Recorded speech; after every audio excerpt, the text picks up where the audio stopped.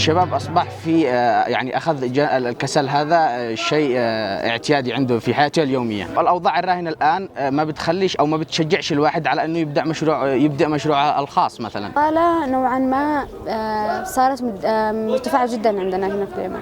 البطالة كتعريف أنه وجود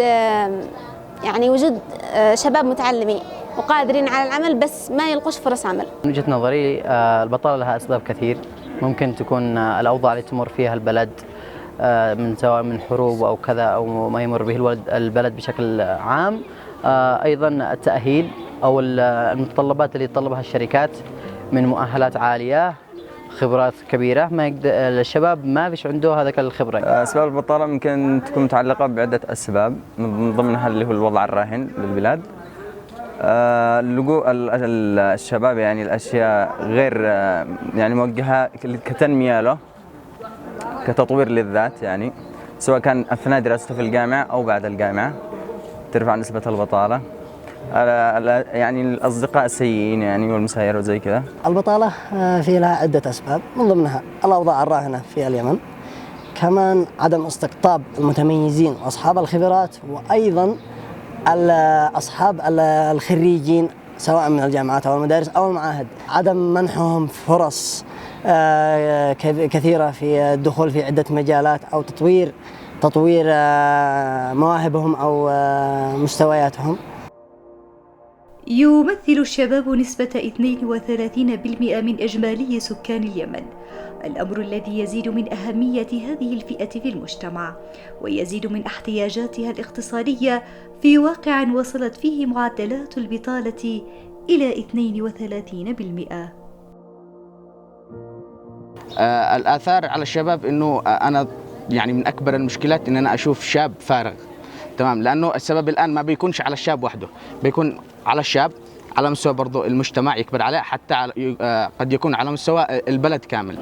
لها آثار سلبية كثيرة، يعني ما نقدر نقول ما لهاش أي أثر إيجابي. من الآثار السلبية زي ما احنا نشوف كذا بالشوارع، الناس رايحين جايين، التوجه العام لأسواق القات وكذا، مضيعة الوقت، الكافيهات، البلاي ستيشنات، الكذا، واصل مضيع وقته هناك، ما فيش أي توجه لتطوير الذات، ما فيش أي توجه لتنمية البلد بشكل عام. الآثار المترتبة على كذا آثار نفسية ضمن الأسرة. أول شيء يعني إنه ضروري يكون يعني سند للبيت، هذه نقطة، سند لنفسه إنه يفتح أسرة بعد كذا. النقطة الثانية المفروض إنه خلاص يبدأ حياته كشخص يعني انفصل عن أسرته. يعني آثار البطالة إن في ناس ينعزل عن حلمه وعن تحقيق حلمه وعن عمله، ويرجع إلى جانب آخر اللي هو الكد والعمل حتى يطعم أهله وأسرته.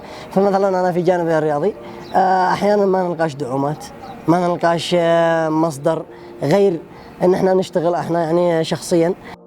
يدرك كثير من الشباب الأسباب التي تجعل من البطالة واقعا مرا، إنما الحقيقة الأشد مرارة هي إدراكهم أنهم شبه عاجزين أمامها وغير قادرين رغم بعض المحاولات للحد منها أو صنع واقع مقبول يلبي على الأقل الحد الأدنى من أحلامهم وطموحاتهم.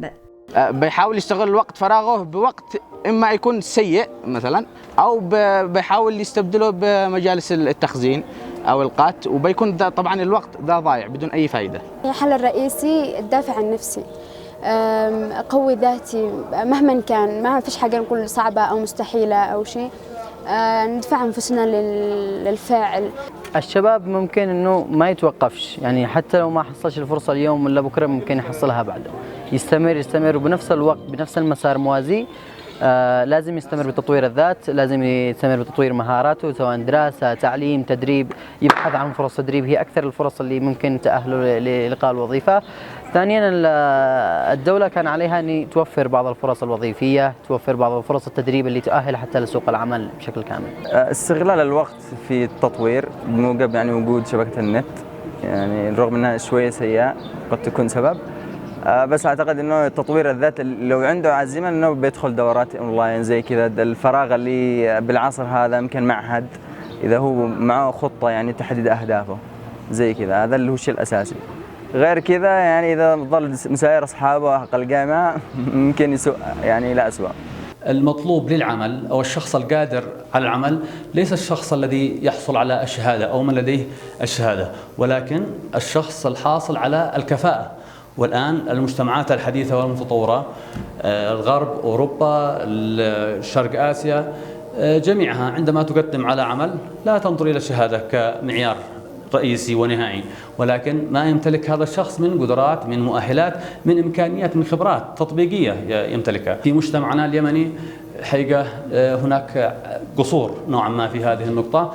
نجد شباب متعلم ولديه الشهادات العالية والتقديرات الممتازة في تخصصات هندسية معينة، لكنه لا يمتلك في بعض الأحيان الكفاءة لتطبيق. في مجتمعنا اليمني وجامعتنا نسعى جاهدين على أن تكون هناك تخلص من الجانب الحفظ والجانب النظري قدر الإمكان وربطه بالجانب العملي، ولذلك خصصنا جميع المواد تقريبا لديها مختبرات ولديها معامل. أي مادة 2 ساعة نظري تليها 3 ساعات أو 4 ساعات تطبيق عملي ميداني في المختبر. لا تجعل دراستك مقتصرة على تحصيل الشهادة والمعلومات البسيطة. المعلومات قد تنسى، لكن إذا بنيت قدراتك التدريبية وقدراتك اللغوية وقدراتك المجتمعية والتواصل مع الناس ستكون شخص فعال وشخص منتج وشخص مطلوب بامتياز. في عدة حلول. أولا، الشاب اليمني الذي عنده طموح وعنده هدف لا ينعزل عن حلمه وعن هدفه نهائيا، لأن هدفك هذا الذي أنت بنيته في رأسك حتوصله يوما ما، بس خليك مثابر، خليك مثابر. لا تصدق للمحبطات، لا تصدق لأي حاجة توقفك في طريقك من ناحية أوضاع، من ناحية ماديات، من ناحية دعومات، من أي جانب. حاول أنك تواصل هدفك ولو بنسبة بسيطة. أهم شيء ثقتك وعزيمتك، ما تدمرش. مع ذلك ثمة وعي مميز لدى الشباب ممن يمتلكون عزيمة صادقة وإرادة قوية، شباب طموح لا يستسلمون أمام الصعوبات والمحن، ويحاولون مرارا وتكرارا لتحقيق الأهداف التي رسموها لأنفسهم، ومثبتين أن الأوضاع السيئة تكسر الغصن الهش، لكنها تسقل الفولاذ معولا للبناء.